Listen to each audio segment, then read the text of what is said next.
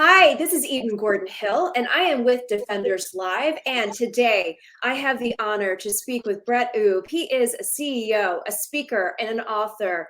And Brett, we are so glad to have you here. Thank you for joining us. I appreciate you inviting me. Thank you so much, Eden. Sure.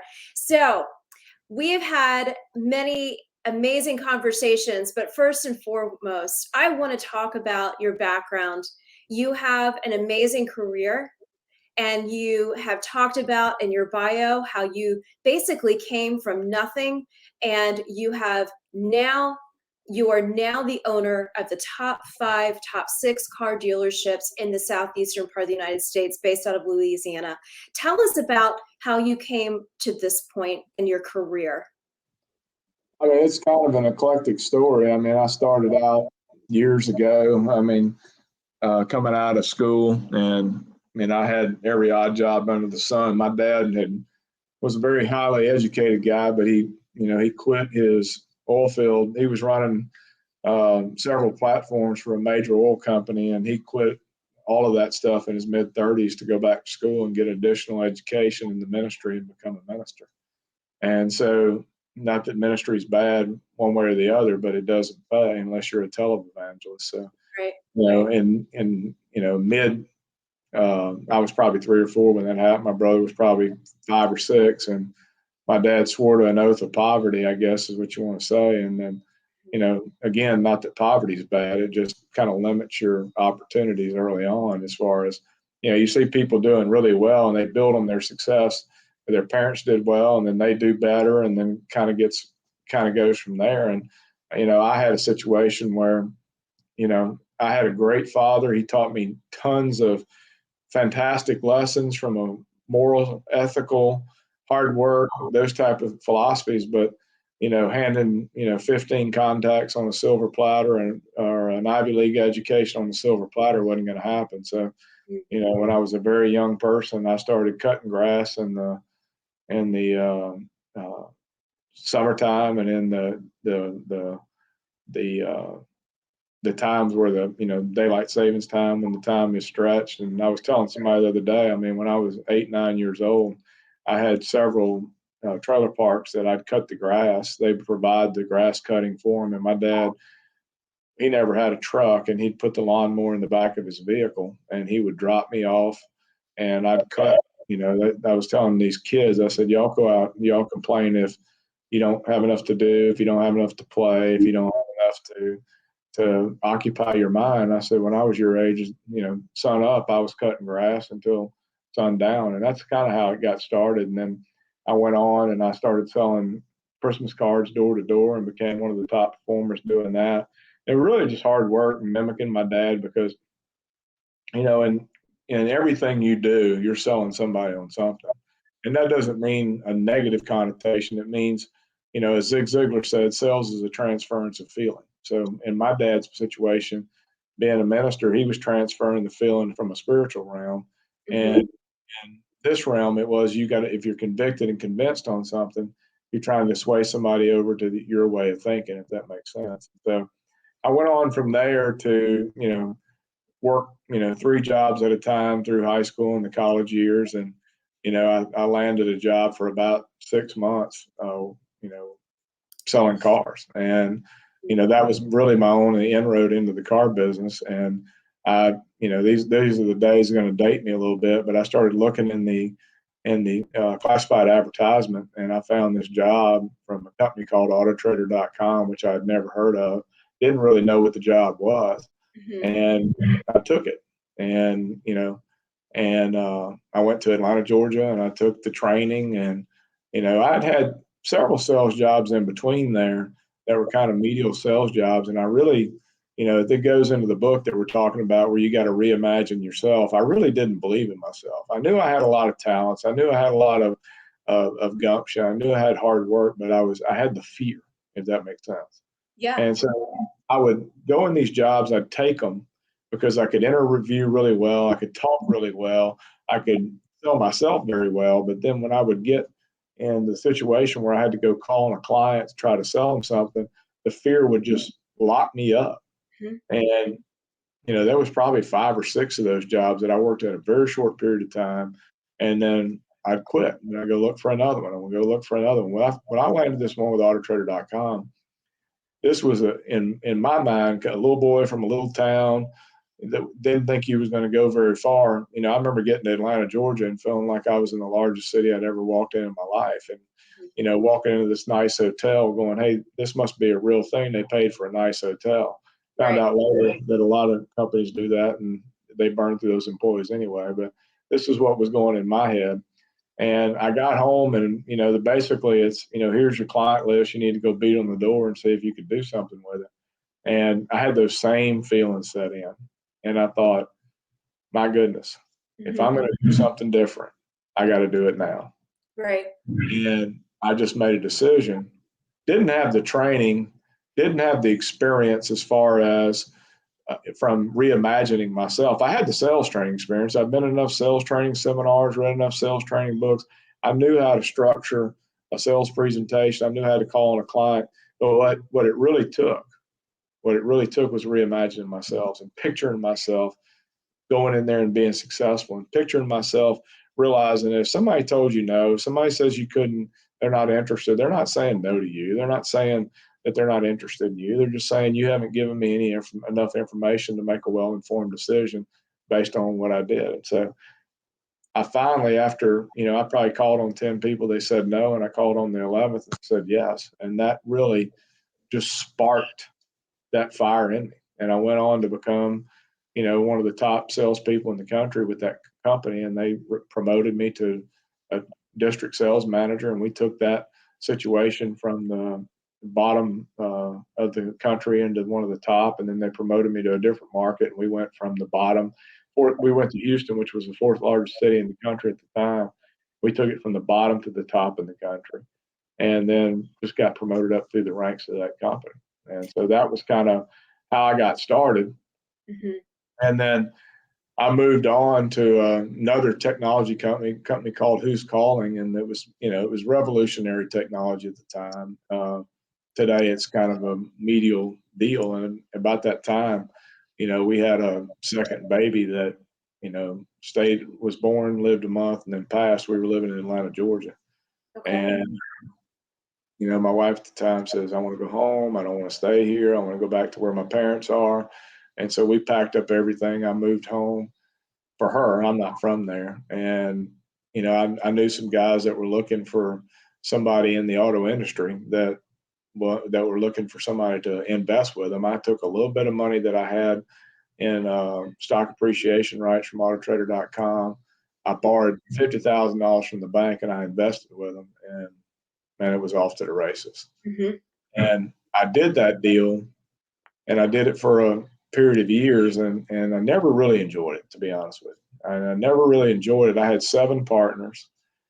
They were great people, but my culture that I wanted to create, my beliefs and the things that I wanted to do, and the type of setting that I wanted to create, I just wasn't happy on a daily basis. Now, we performed very, very well. We took what it was an existing situation that they had, and we doubled it for a long time. And when I was a young guy, I was a file clerk for this company while I was in college, and they had a son there that was a commercial real estate broker and developer, and they were a very large property and casualty agency in Lake Charles.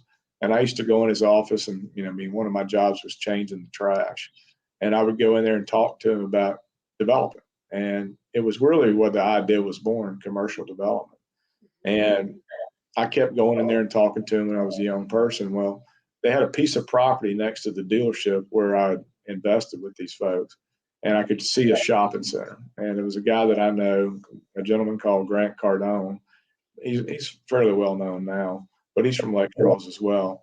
And I was calling him every day, and I was saying, hey, Grant, what do you think about this? Hey, Grant, what do you think about that? Hey, Grant, what do you think about this? I think we could do this here. Or not get him in with me, but I think I could do this here. I think I could do that there. And finally, one day, after about 2 weeks of calling him, he said, hey, man, he said, you keep calling me. And he said, you keep pitching this stuff that you want to do, and you keep asking me for information. He said, but if you want to do anything, You got to take action. And he said, don't call me back till you do. And he hung up on me. So And is this one of the foundational pieces to your new book? Because your new book, I'm going to announce it right now, which is going to be coming out in the fall, 12 Steps to Boundaryless Success.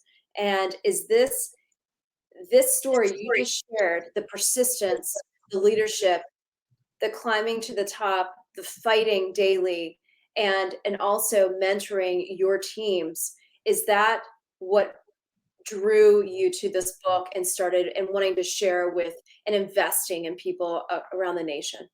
similar. I mean, really what drew me to this book is I think there's a lot of people, this is not the first, success book that's ever been written, Right. but there's a lot of people that don't connect with success authors because they have this pedigree that they come from. Right. And so they can't say, I understand that person. They were just like me. They came from this similar situation, and kind of give you a blueprint on, hey, this is what you got to do. And the first thing you have to do, and that's step one, is you have to reimagine yourself. Okay. You have to do a 360 walk around without revealing everything that's going to be in the book, but you have to do a 360 walk around inside yourself, and you basically got to repair that self-image, if that makes sense.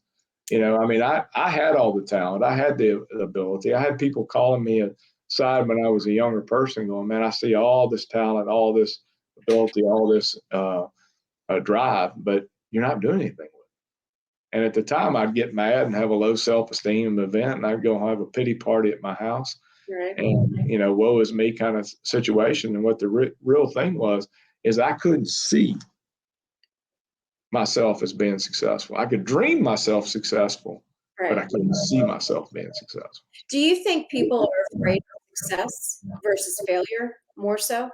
Do I say that again? I'm sorry. Do you think people are more afraid of being successful than they are afraid of failure?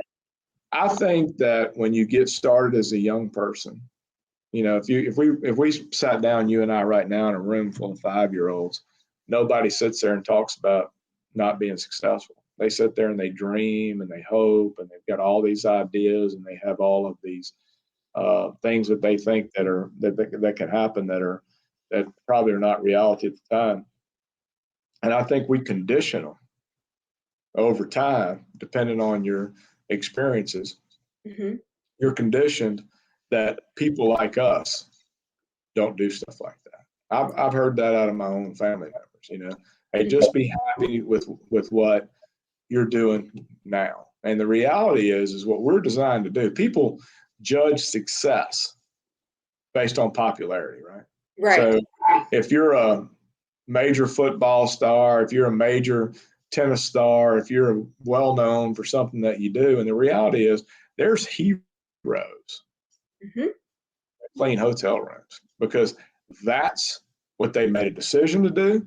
That's what they enjoy to do. That's what they look back on a daily basis. That's what they're making impacts on the guests that are staying there based on their service and the attitude and the things that they're doing. So the unsung hero really is the person that reinvents themselves and finds their purpose and then actuates on it. So one thing I noticed as I was reading through your bio and looking through some of your YouTube channels, John Maxwell endorsed you. You guys are very good friends. He's a great speaker, very well known around the nation. And he was talking about some of your personal story. He talked about you survived a plane crash. You have been going through brain tumor therapy.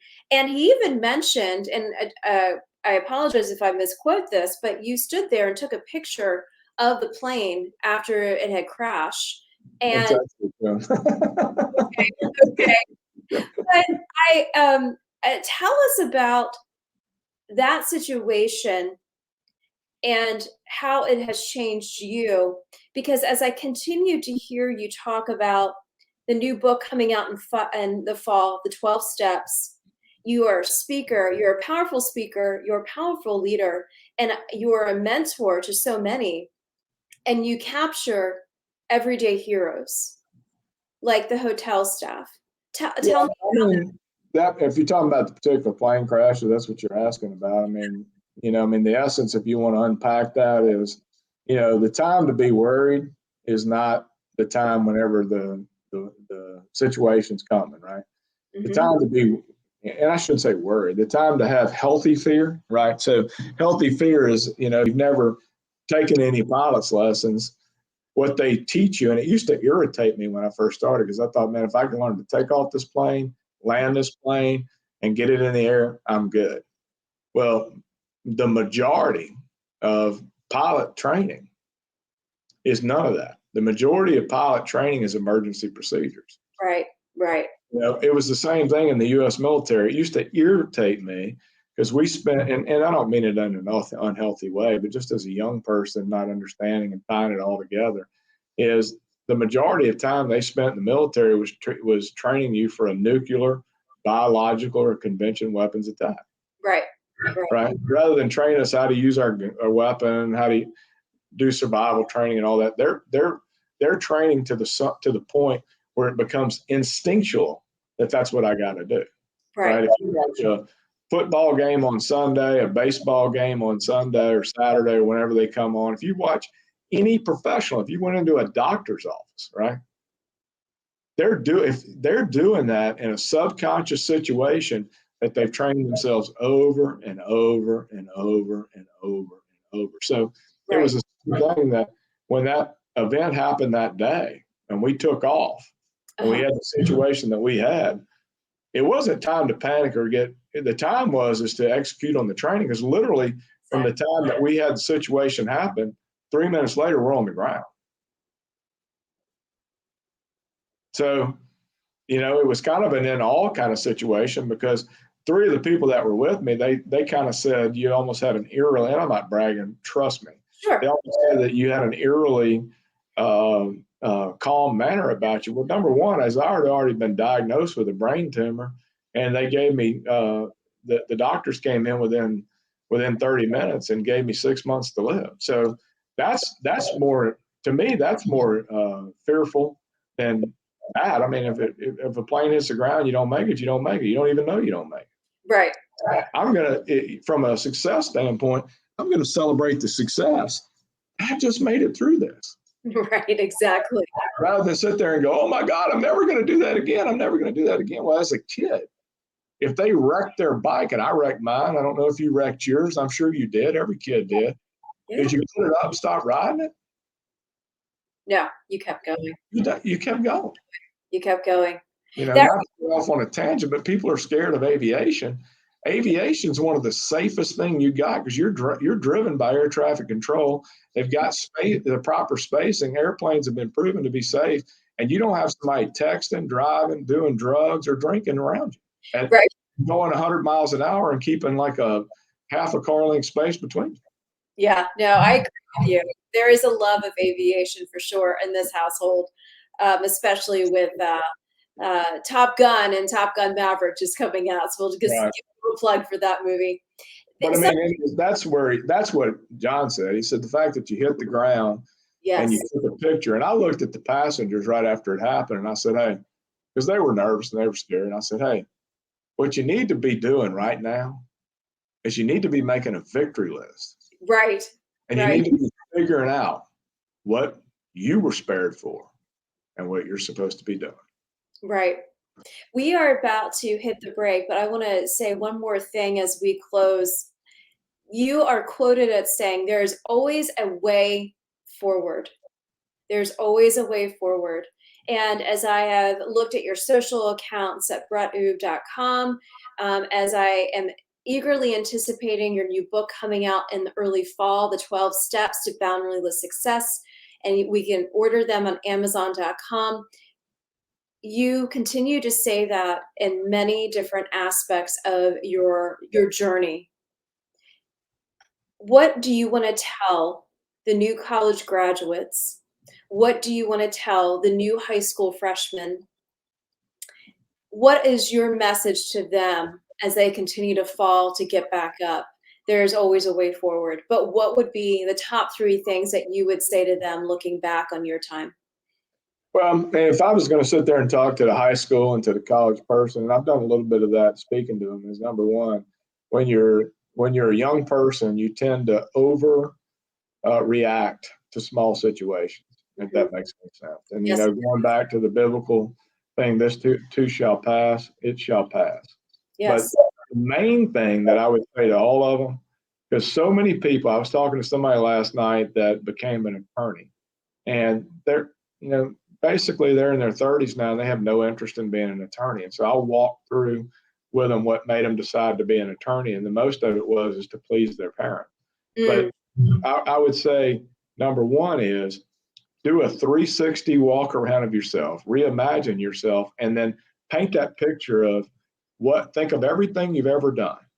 Mm-hmm. And at the end of the day, even though you worked a full day, right.